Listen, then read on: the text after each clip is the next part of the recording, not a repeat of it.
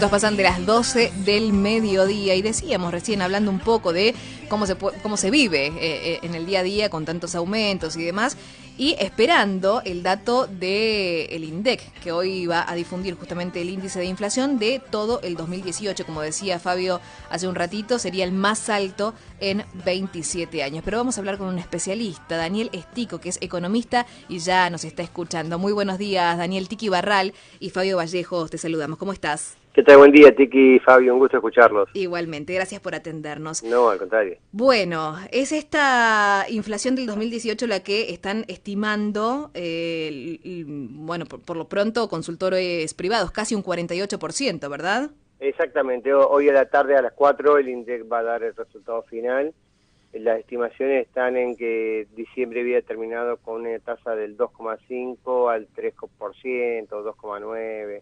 Así que estaría entre 47,9 y 48,1, ese es el número interanual.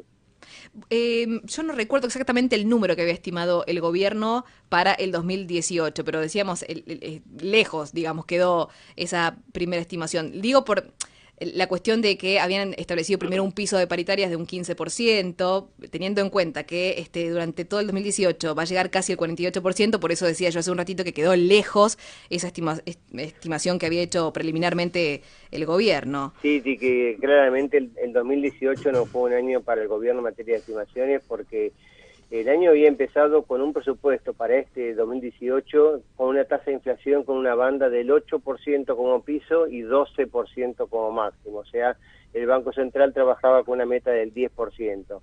Después hubo esta famosa conferencia de prensa del 28 de diciembre del 2017, en el cual se reúnen el presidente del Banco Central, el jefe de gabinete, Marcos Peña, el ministro de Hacienda, el ministro de Finanzas, y deciden recalibrar la meta y la suben al 15%, y el dato termina en 48%, así que después el dato final terminó entre 5 a 4 veces o 3 veces y media el dato corregido de Hacienda.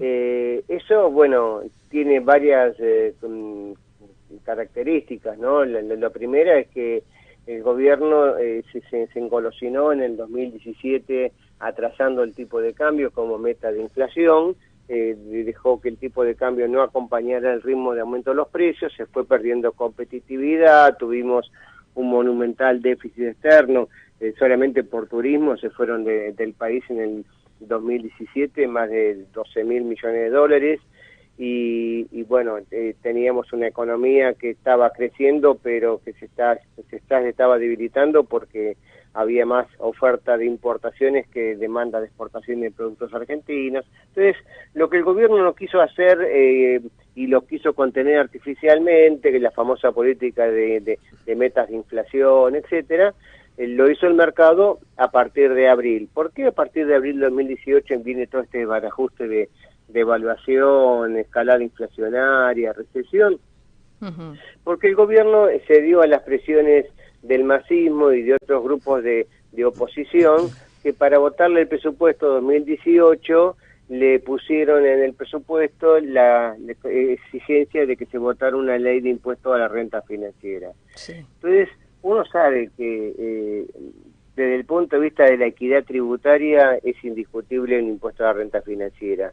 Desde el punto de vista de la oportunidad y de las necesidades que tiene la Argentina de obtener financiamiento tanto de nosotros, los particulares, las empresas, pero más aún del resto del mundo, de que le prestan a la Argentina para financiar el déficit fiscal, poner el impuesto a la renta financiera hizo huir a muchos inversores extranjeros de la Argentina porque dicen, encima que te estoy invirtiendo, te estoy apoyando para que puedas superar los problemas heredados, me querés cobrar un impuesto, me voy de la Argentina. Claro. Y ahí empieza la gran corrección cambiaria, fin de abril, y después, bueno, se fue agudizando porque cuando el dólar se disparó, en ese momento, abril, mayo, junio, nadie sabía cuál era el techo del dólar, y tuvimos que caer en el acuerdo con el fondo, un acuerdo que se hizo a las apuradas, por el actual ministro de Hacienda incluso, y bueno, y falló, así que hubo que volver a revisar ese acuerdo, y recién se pudo normalizar o estabilizar el mercado de cambios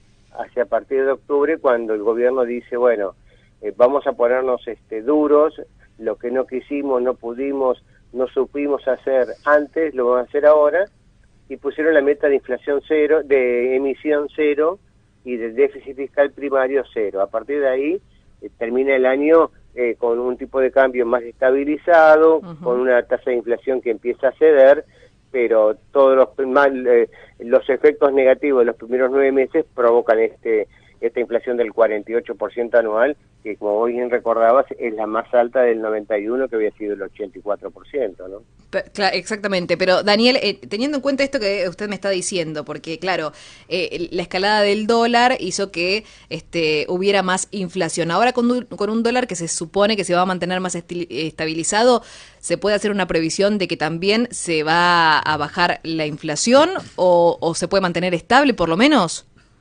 Sí, todo indica que si el gobierno no vuelve a caer en esa tentación de enamorarse de la quietud cambiaria mientras hay inflación, la Argentina tiene muchos problemas de atraso de precios relativos, dicen los economistas, ¿no? O sea, todavía las tarifas de los servicios públicos no valen lo que cuestan, todavía los salarios no se han corregido por semejante ajuste de inflación, y hay entonces otros desequilibrios que hay que ir ordenando. Entonces, si vamos a tener inflación a un ritmo del 2-3% mensual, todavía un par de meses, congelar el tipo de cambio, incluso como están haciendo ahora el Banco Central, tratando de sostenerlo comprando de a 50 millones diarios, pero no logra que se mueva un poquito, corremos el riesgo que sea por la incertidumbre electoral natural de un año de elecciones presidenciales, que aparezca una demanda de dólares en el peor momento, hacia mayo, junio, más cerca de las PASO,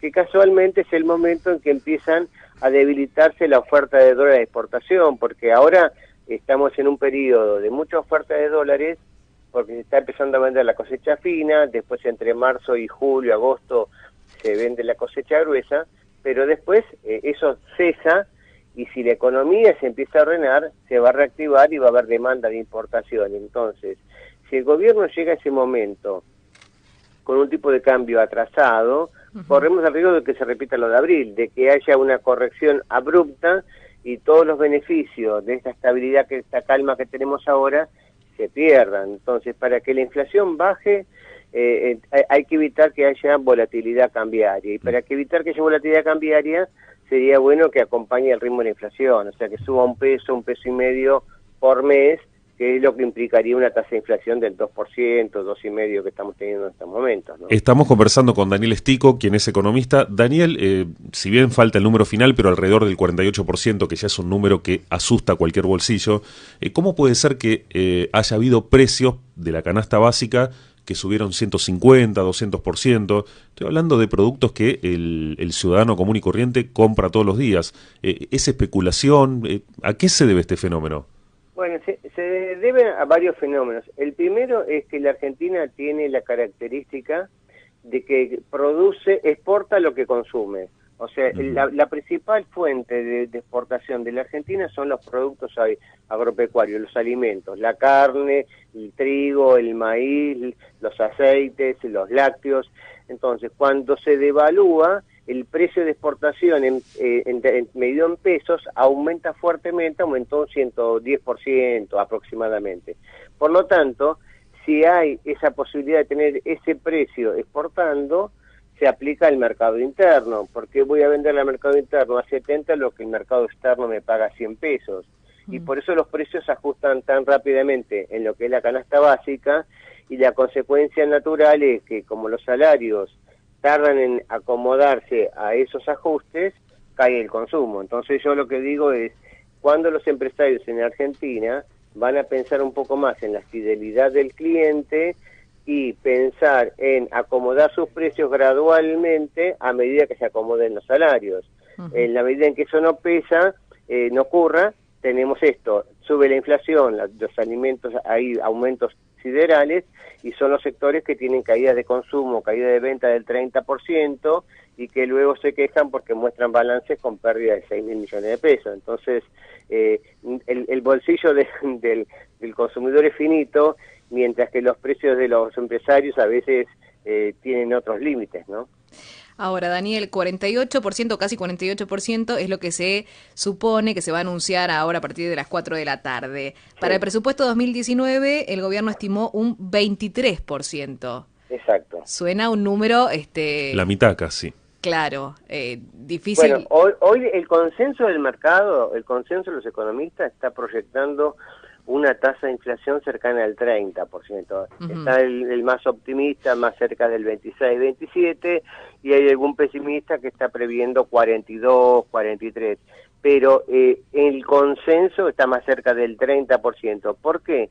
Porque el Banco Central está usando una herramienta que es muy fuerte, que es la tasa de interés. Hoy está pagando por un plazo fijo el sistema bancario una tasa del 45% anual, y el Banco Central le paga a los bancos por el excedente de liquidez una tasa del 57% anual. Entonces, en los dos casos, la tasa de interés es muy superior a cualquier tasa de inflación esperada a un año.